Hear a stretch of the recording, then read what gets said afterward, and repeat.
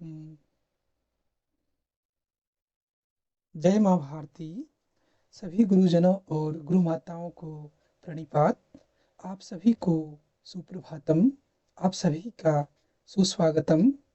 आज के क्लास का प्रारंभ हम लोग स्वामी विवेकानंद के एक ओजस्वी तेजस्वी विचार के साथ करेंगे। यह विचार है, take up one idea, make that one idea your life. Think of it, dream of it, live on that idea. Let the brain, muscles, nerves, every part of your body be full of that idea and just leave other idea alone. This is the way to success. You are cordially invited to be the part of our family through these all social media networking sites. फरवरी महीने का आगमन हो चुका है। यह महीना budget को समर्पित होता है। भारत की वित्त मंत्री निर्मला सीतारमण जी ने चौथी बार संसद में आम बजट पेश कर दी हैं। बजट प्रायः सुबह 11 बजे पेश होता है। हमारे बहुत सारे विद्यार्थियों ने इस बजट को सुना, समझने का प्रयास किया, मगर उन्हें अच्छे तरीके से समझ में नहीं आया। इसीलिए मुझे पहले बजट के बेसिक समझ के लिए, आधारभूत समझ के लिए क्लास बनाना पड़ रहा है। आपके मन में भी ढेरों सारे सवाल होंगे, जैसे आम या भारत का संघीय बजट क्या है, बजट की नींव कैसे रखी जाती है, बजट के लिए राजकोषीय घाटे का लक्ष्य कितना जरूरी है, बजट बनाने की प्रक्रिया कैसे शुरू होती है, बजट निर्माण में कौन कौन से लोग भागीदार होते हैं, बजट में कौन कौन से अवयव शामिल होते हैं, बजट निर्माण की प्रक्रिया में कितनी गोपनीयता बरती जाती है, हलवा सेरेमनी क्या होता है, और अंततः संसद में बजट के पास होने के कौन कौन से स्टेजेज हैं, फेजेज हैं, और बजट लागू कैसे होता है। बहुत सारे सवाल हैं। आखिर जानने का प्रयास करते हैं कि बजट किस चिड़िया का नाम है। आइए सबसे पहले आम जीवन का एक उदाहरण लेते हैं और बजट को संपूर्णता से समझने का प्रयास करते हैं। आम जीवन का सबसे अच्छा उदाहरण शादी विवाह समारोह होता है। शादी विवाह समारोह में आप एक एस्टीमेट बनाते हैं। आप ये अनुमान लगाते हैं कि पैसा किन किन स्रोतों से कहाँ कहाँ से आएगा और किन किन आइटम में, किन किन मदों में आप किन किन तरीकों से खर्च करेंगे। चलिए हम लोग भी इन पूरी प्रक्रिया को समझने के लिए एक नॉर्मल एस्टीमेट बनाते हैं और पूरी प्रक्रिया को समझने का प्रयास करते हैं। ये हमारा एक लमसम और बिल्कुल ही नॉर्मलाइज फॉर्म में एक एस्टीमेट है, जिसमें हम सबसे पहले उन खर्चों का अनुमान लगाते हैं जो इस पूरे प्रोग्राम को संपन्न कराने में खर्च होंगे। फॉर एग्जाम्पल, आपने अनुमान लगाया कि ऑर्नामेंट या गहनों में लगभग 5 लाख रुपीज खर्च होंगे। इसी प्रकार से आपने दूसरा अनुमान लगाया कि क्लॉथ्स या वस्त्र से जुड़े हुए खर्चे जो हैं उनकी राशि लगभग 5 लाख रुपीज होगी। इसी प्रकार से सजावट, साज सज्जा में, डेकोरेशन में लगभग 5 लाख रुपीज खर्च होंगे। और गाने बजाने पे या म्यूजिक सिस्टम पे जो खर्च होंगे उसका भी अनुमान आपने 5 लाख रुपीज के आसपास लगाया। और अंततः फूड और लॉज में जो भी खर्चे होंगे उसका अमाउंट भी लगभग 5 लाख रुपीज है। इस प्रकार से आप पाते हैं कि आपका टोटल खर्च लगभग 25 लाख रुपीज होने वाला है। फिर जब आप इनकम की पड़ताल शुरू करते हैं तो आप पाते हैं कि आपको कुछ क्षेत्रों से इनकम होने वाले हैं। इनमें सबसे पहला स्रोत था कि एग्रीकल्चर से लगभग आपको 5 लाख रुपीज प्राप्त होंगे। बैंक डिपॉजिट आपने जब देखा, पड़ताल किया, छानबीन किया तो आपको मालूम चला कि आपके बैंक में लगभग 5 लाख रुपीज डिपॉजिट है। इसी प्रकार से आपके पूरे परिवार में जो भी सैलरी के रूप में अमाउंट आने वाला है इस साल का, वो लगभग 5 लाख रुपीज है। और पेरेंट को जो पेंशन फंड के रूप में मिलने वाले हैं वो लगभग 5 लाख रुपीज हैं। हम पूरी बातों को एक नॉर्मलाइज फॉर्म में आपके सामने प्रेजेंट कर रहे हैं ताकि आपका ध्यान इन बातों को समझने पर हो, न कि अमाउंट को जोड़ने पर। इस अमाउंट की राशि लगभग 20 लाख रुपीज हो जाती है। आप पाते हैं कि आपके पास लगभग 5 लाख रुपीज की कमी है। इकोनॉमिक्स की भाषा में इसे डेफिसिट या घाटा कहा जाता है। इन पूरे प्रक्रिया को, पूरे एस्टीमेट को आप अच्छे समझ गए होंगे। इस प्रकार की प्रक्रियाएं हमारे आम दैनिक जीवन में घटित होते रहता है। आने वाले वित्तीय वर्ष के लिए जब यही एस्टीमेट सरकार बनाती है तो इसे हम बजट कहते हैं। अर्थात जो हम अनुमान लगाते हैं, जो सरकार अनुमान लगाती है कि अगले वित्तीय वर्ष में किन किन स्रोतों से पैसा आएगा और किन किन स्रोतों में पैसे खर्चे होंगे, इन पूरे के पूरे घटनाक्रम को, पूरे के पूरे डॉक्यूमेंट को हम बजट के रूप में नामकरण देते हैं। आइए बजट को हम सिस्टमेटिक तरीके से आपको विस्तार में समझाते हैं। चाहे छोटे से छोटे स्तर पर किसी घर का संचालन करना हो या फिर बड़े से बड़े स्तर पर किसी देश की सरकार या उसकी अर्थव्यवस्था का, हमें पब्लिक फाइनेंस या लोक वित्त या फिर सार्वजनिक धन की आवश्यकता होती है। उस देश का नेचर चाहे समाजवादी हो या फिर पूंजीवादी, लोक वित्त की केंद्रीय भूमिका होती है। लोक वित्त उस देश के लिए, उस देश के विकास के लिए ऑक्सीजन का काम करता है। लोक वित्त के अनुकूलतम उपयोग करने के लिए बेहतर फिजिकल मैनेजमेंट की आवश्यकता होती है, बेहतर राजकोषीय प्रबंधन की आवश्यकता होती है। इसीलिए सरकारों द्वारा बेहतर से बेहतर फिजिकल पॉलिसी बनाया जाता है। उन फिजिकल मैनेजमेंट को अंजाम देने के लिए फिजिकल पॉलिसी का निर्माण किया जाता है। राजकोषीय नीति में न केवल धन के ऑप्टिमम इस्तेमाल और बेहतर से बेहतर अनुकूलतम उपयोग की नीति निहित होती है, बल्कि इसके द्वारा टैक्सेशन, पब्लिक रिसीट, पब्लिक डेब्ट और भूत, वर्तमान और भावी कार्यक्रमों में तालमेल बैठाने का भी काम होता है। उसको और अधिक से अधिक प्रभावी बनाने की रणनीति अपनाई जाती है। बेहतर राजकोषीय प्रबंधन से टैक्सेशन के द्वारा अधिक से अधिक राजस्व की प्राप्ति करने का प्रयास किया जाता है और साथ में संतुलित रूप से सामाजिक आर्थिक विकास के लिए बेहतर से बेहतर रणनीति बनाई जाती है। इन पूरी बातों को जिस डॉक्यूमेंट के द्वारा सरकार संसद में पेश करती है या आम जनता के सामने प्रेजेंट करती है, उस डॉक्यूमेंट को बजट कहते हैं। आगे बढ़ने से पहले हम पब्लिक फाइनेंस या लोक वित्त की संकल्पना को विस्तार से समझ लेते हैं। वस्तुतः लोक वित्त से आशय पब्लिक मनी से है, सार्वजनिक धन से है, जिसके माध्यम से सरकार देश का सामाजिक आर्थिक विकास सुनिश्चित करना चाहती है। सरकार लोक वित्त की व्यवस्था टैक्सेशन के द्वारा, नॉन टैक्सेशन के द्वारा, कर्ज लेकर, बोरोइंग के माध्यम से, विदेशी सहयोग के द्वारा और अनुपयोगी संपत्ति को बेचकर करती है। लोक वित्त के माध्यम से सरकार सामाजिक कल्याण भी सुनिश्चित करती है। लोक वित्त के नियमन के लिए जो नीति हम बनाते हैं वही हमारा नीति फिजिकल पॉलिसी कहलाता है। आइए फिजिकल पॉलिसी के बारे में भी कुछ बातों को समझ लेते हैं। राजकोषीय नीति से वास्तविक आशय सरकार की उस नीति से है जिसके अंतर्गत सरकार अपने व्यय और राजस्व कार्यक्रमों का उपयोग करके राष्ट्रीय आय, उत्पादन, रोजगार पर वांछनीय प्रभाव डालने का प्रयास करती है और उन सभी अवांछनीय प्रभाव से बचने का प्रयास करती है जो अर्थव्यवस्था को नुकसान पहुंचा सकती है, जो विकास को नकारात्मक रूप से प्रभावित कर सकती है। पब्लिक फाइनेंस और फिजिकल पॉलिसी को समझने के बाद हम ये समझते हैं कि फिजिकल पॉलिसी के कौन कौन से घटक हैं, कौन कौन से अवयव हैं। फिजिकल पॉलिसी या राजकोषीय नीति से हमारा संबंध अर्थव्यवस्था के 3 महत्वपूर्ण नीतियों से है।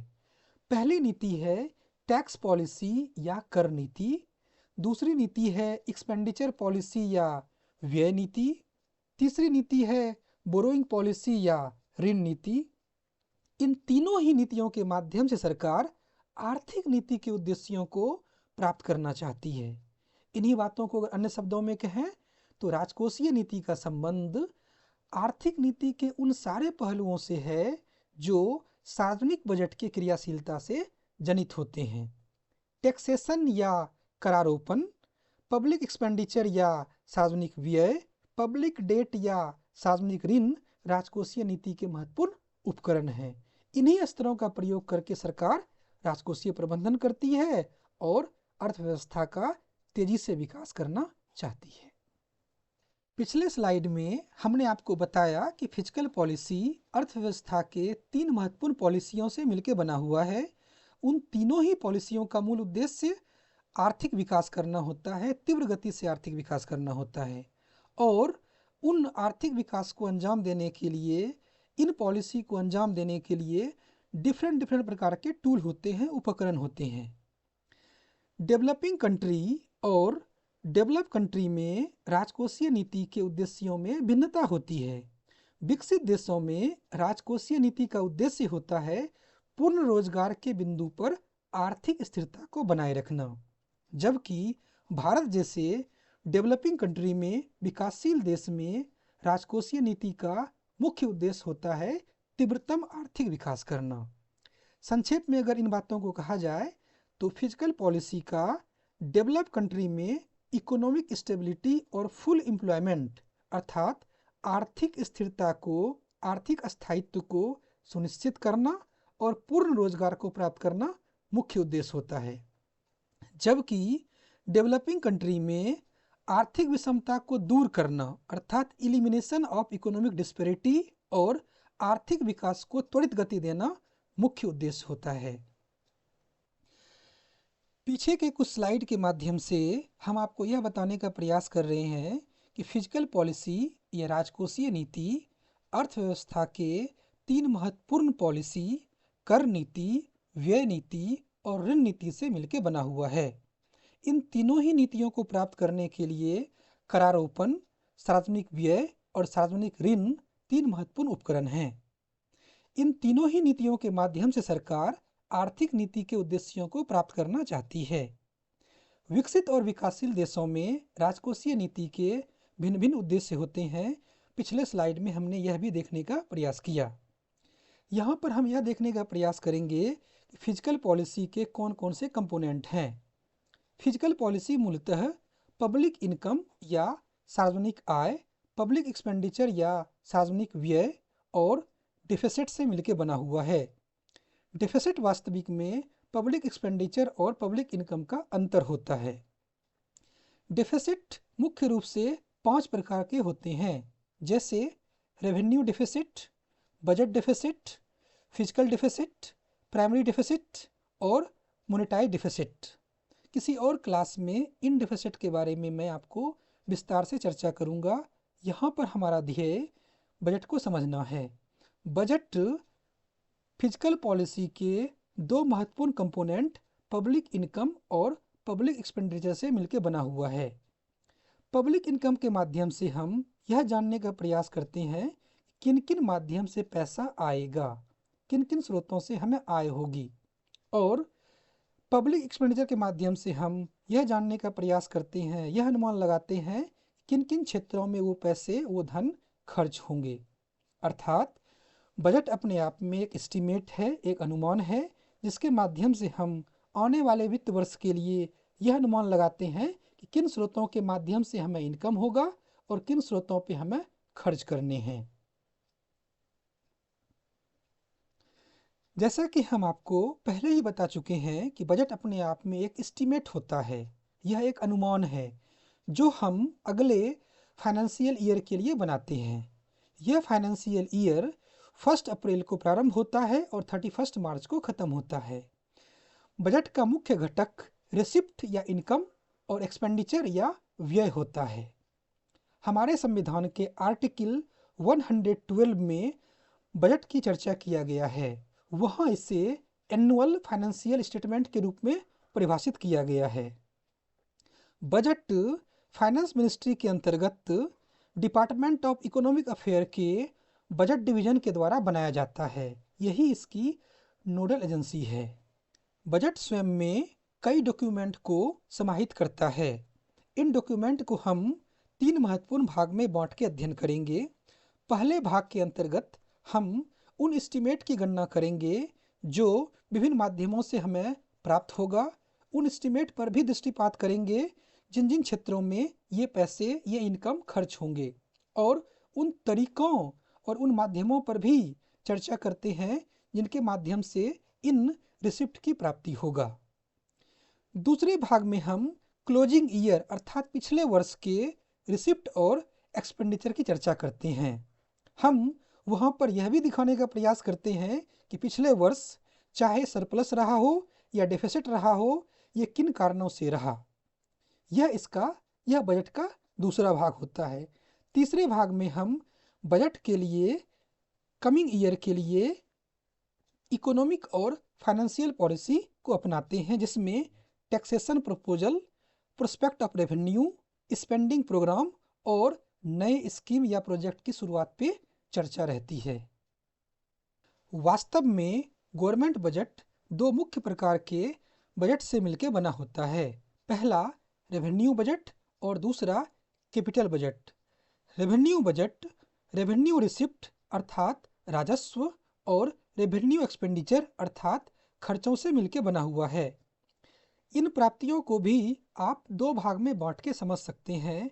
पहला टैक्स रेवेन्यू और नॉन टैक्स रेवेन्यू अर्थात टैक्स के माध्यम से प्राप्ति और नॉन टैक्स के माध्यम से प्राप्ति। टैक्स भी दो प्रकार के, दो नेचर के होते हैं, डायरेक्ट टैक्स और इनडायरेक्ट टैक्स। जहाँ तक बात कैपिटल बजट का है, यह सरकार की प्राप्तियों और उनके द्वारा किए गए भुगतान का ब्यौरा होता है।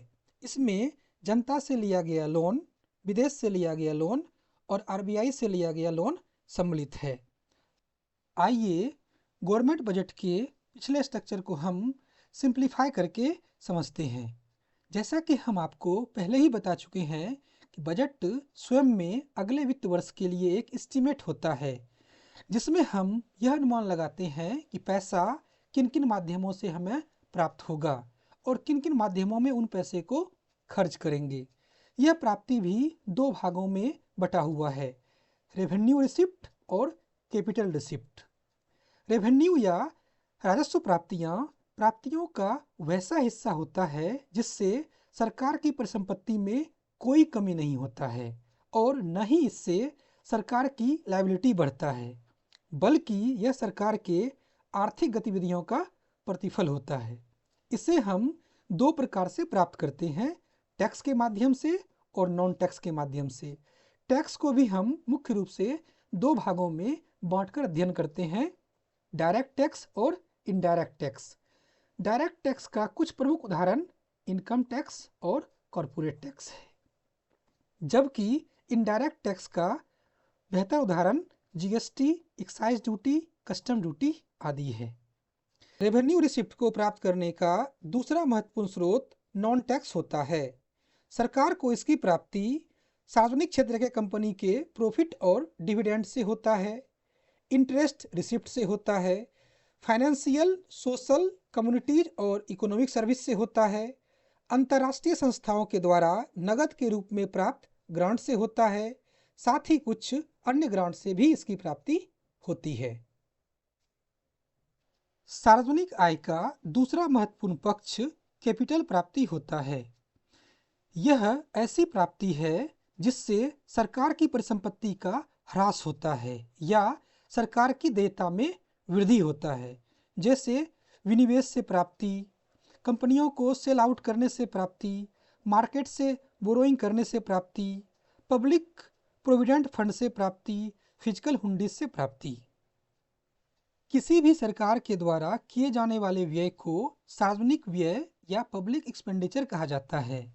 आर्टिकल 114 में निहित प्रावधानों के अनुसार भारत में सार्वजनिक व्यय को राजस्व और पूंजीगत दो विभिन्न प्रकार के व्यय में बांटना बाध्यकारी है। ऐसे व्यय को रेवेन्यू एक्सपेंडिचर या राजस्व व्यय कहते हैं जिसका संबंध चालू व्यय से हो, जिससे किसी असेट्स का निर्माण न होता हो, जैसे सैलरी पर किया गया व्यय, सब्सिडी पर किया गया व्यय या interest payment, defence expenditure, administrative expenditure. सार्वजनिक व्यय के उस भाग को हम कैपिटल एक्सपेंडिचर कहते हैं जिससे किसी उत्पादक कोटि के इंफ्रास्ट्रक्चर का असेट्स का निर्माण होता हो, जैसे road, park, hospital, school, college आदि। हमारे पार्लियामेंट में बजट मुख्य रूप से 6 प्रक्रियाओं से गुजरता है। पहला प्रेजेंटेशन ऑफ बजट अर्थात बजट का प्रस्तुतिकरण, दूसरा जनरल डिस्कशन अर्थात आम बहस। तीसरा स्क्रूटिनी बाय डिपार्टमेंटल कमिटी अर्थात विभागीय समिति द्वारा जांच। यहाँ पर राज्यसभा की भी भूमिका होती है, इस बात का आप विशेष ध्यान रखिएगा। चौथा voting on demand for grants अर्थात अनुदान की मांग पर मतदान। पांचवा पासिंग ऑफ अप्रोप्रिएशन बिल अर्थात विनियोग विधेयक का पारित होना। और छठा और अंतिम पासिंग ऑफ फाइनेंस बिल अर्थात वित्त विधेयक का पारित होना। यूपीएससी एग्जाम में या स्टेट पीएससी में इनके स्टेज को लेके ऑब्जेक्टिव फॉर्म में क्वेश्चन पूछा जा सकता है। आप इन पॉइंट को नोट करके सिस्टमेटिक तरीके से ध्यान कर लीजिएगा। अब हम आपको उन चेंजेज के बारे में बताने जा रहे हैं जो भारत सरकार ने 2017 में लिए हैं। पहले बजट फरवरी के लास्ट वर्किंग डे में पास होता था, अब इसकी तारीख बदल के 1 फरवरी कर दिया गया है। दूसरा, पहले रेल बजट और जनरल बजट अलग अलग पास होता था, 2017 में इसको मर्ज कर दिया गया। और पहले प्लान और नॉन प्लान नाम से खर्चे 2 भाग में विभाजित थे, अब इसे रेवेन्यू और कैपिटल एक्सपेंडिचर में बांट दिया गया है। बजट यात्रा की इस चर्चा का अगला पड़ाव ऑब्जेक्टिव ऑफ गवर्नमेंट बजट है। हम चर्चा के इस कड़ी में आपको उन बातों से रूबरू कराएंगे जिन बातों को सरकार ध्यान में रखते हुए बजट का निर्माण करती है। अर्थात आप यह जान पाएंगे कि सरकार बजट क्यों बनाती है, सरकार के बजट बनाने के पीछे का मूल पर्पस क्या है। आइए बारी बारी से उन बातों को समझते हैं। सरकार के बजट बनाने के पीछे का पहला उद्देश्य है रीअलोकेशन ऑफ रिसोर्स, अर्थात सरकार बजट के माध्यम से रिसोर्स को डिस्ट्रीब्यूट करती है। पूरे के पूरे देश के स्थिति को देखते हुए, देश के सोशल और इकोनॉमिक कंडीशन को देखते हुए सरकार इन रिसोर्स को रीडिस्ट्रीब्यूट करती है।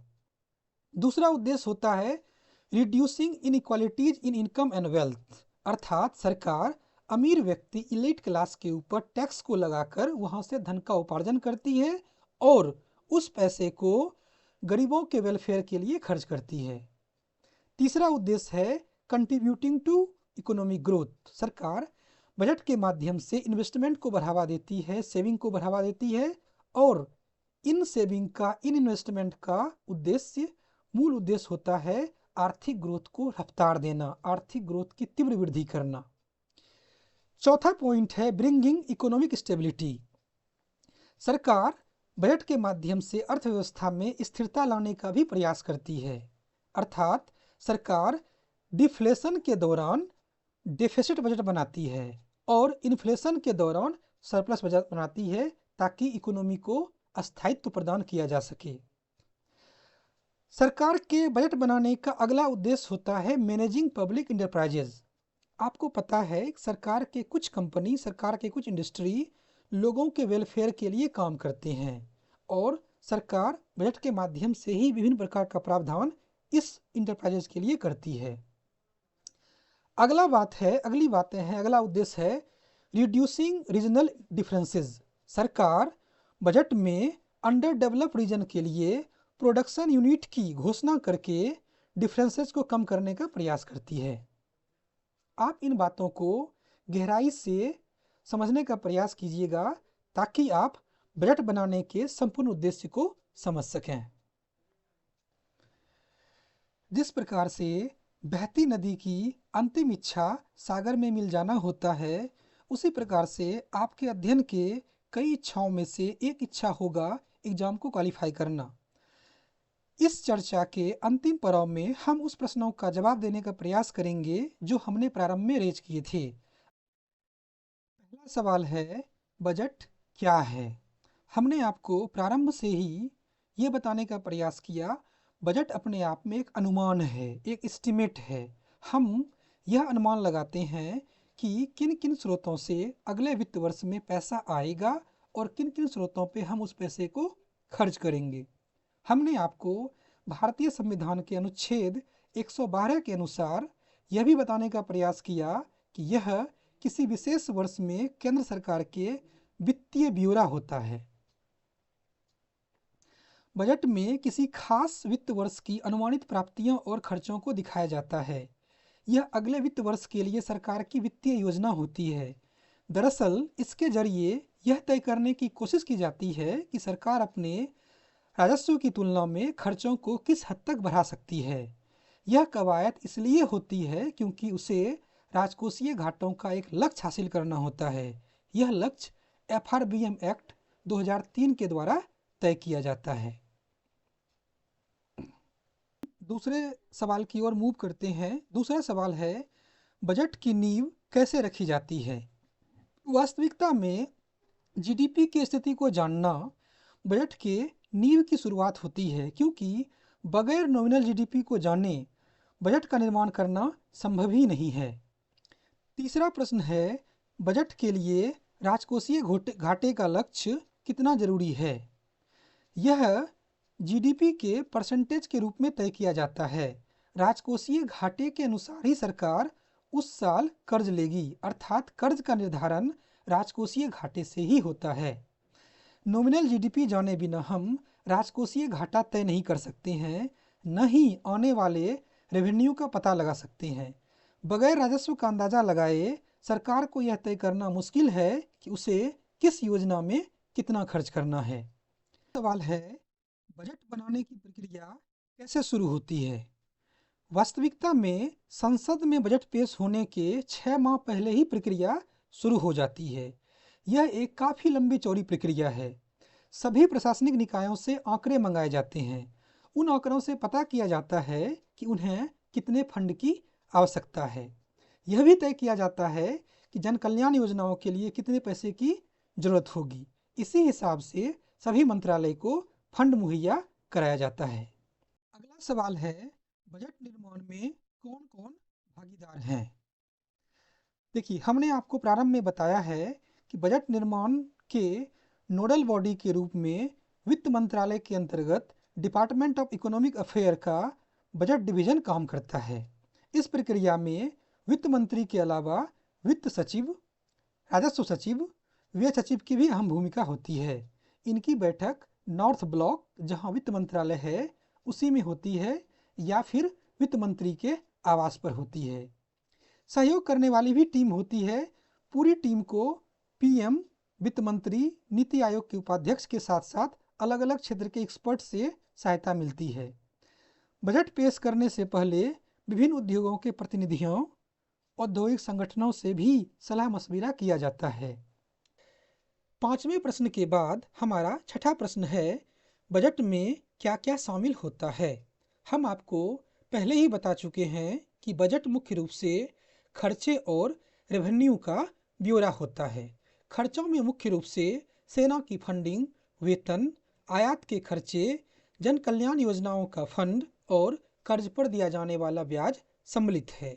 जबकि राजस्व को हम टैक्स लगाकर इकट्ठा करते हैं, साथ ही सार्वजनिक क्षेत्र के कारोबारों से कमाई, बॉन्ड जारी कर भी एकत्र करते हैं और कुछ अन्य स्रोतों से भी राजस्व की प्राप्ति होती है।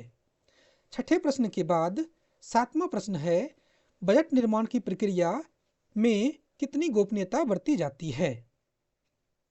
जहां तक गोपनीयता का सवाल है, कुछ चुनिंदा अधिकारी ही बजट दस्तावेज को बनाते हैं, तैयार करते हैं।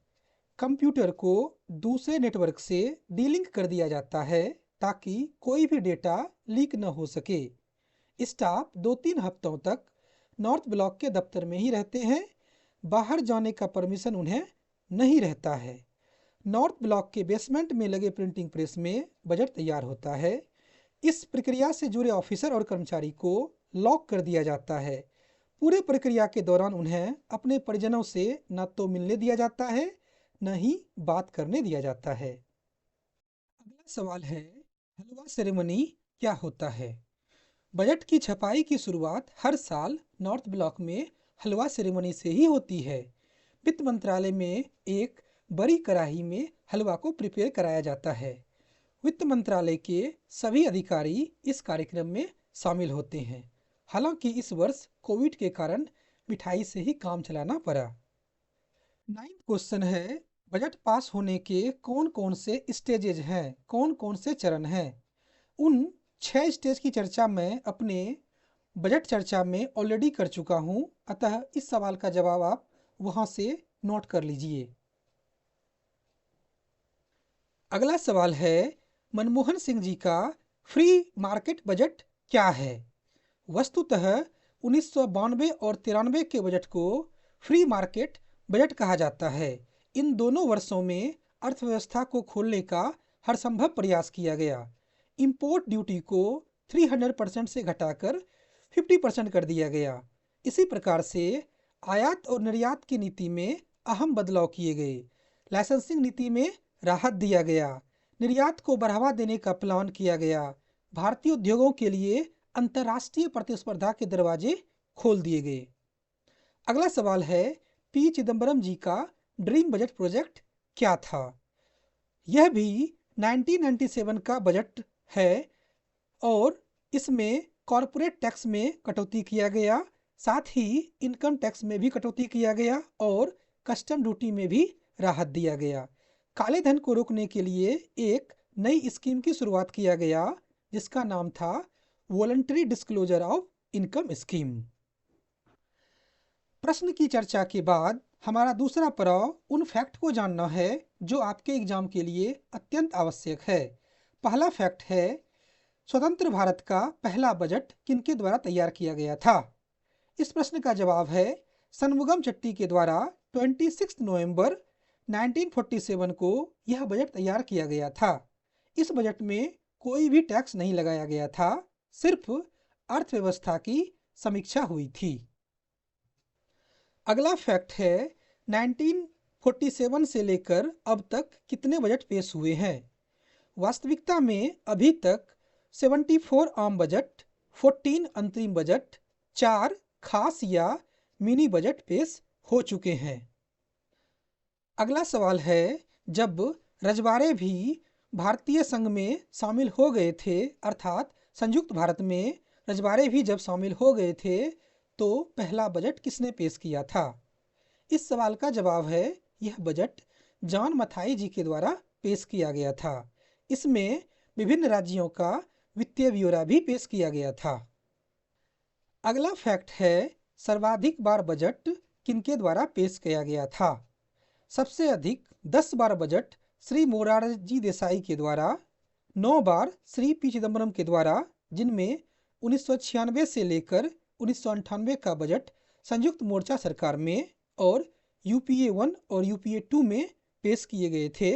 8 बार श्री प्रणब मुखर्जी के द्वारा, जिनमें 1982 से लेकर 84 तक इंदिरा जी की सरकार में और 2009 से लेकर 2012 तक मनमोहन सिंह जी के सरकार में पेश किया गया था।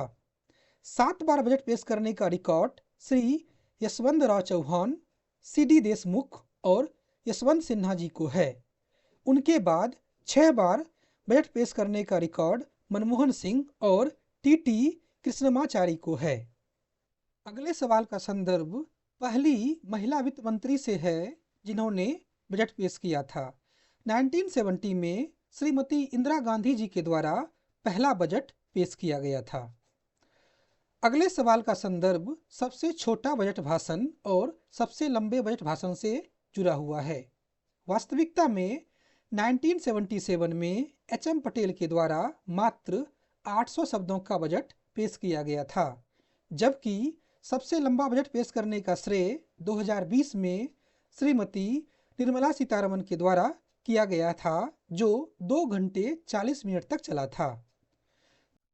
जहां तक समय बदलाव का प्रश्न है, 1999 से पहले बजट को शाम में 5 बजे प्रेजेंट किया जाता था, किंतु 1999 में श्री जसवंत सिंह के द्वारा परंपरा में बदलाव किया गया और बजट को 11 बजे सुबह में पेश किया गया। तभी से ये परंपरा चल पड़ी है। पहले बजट दस्तावेज ब्रीफकेस में लाया जाता था।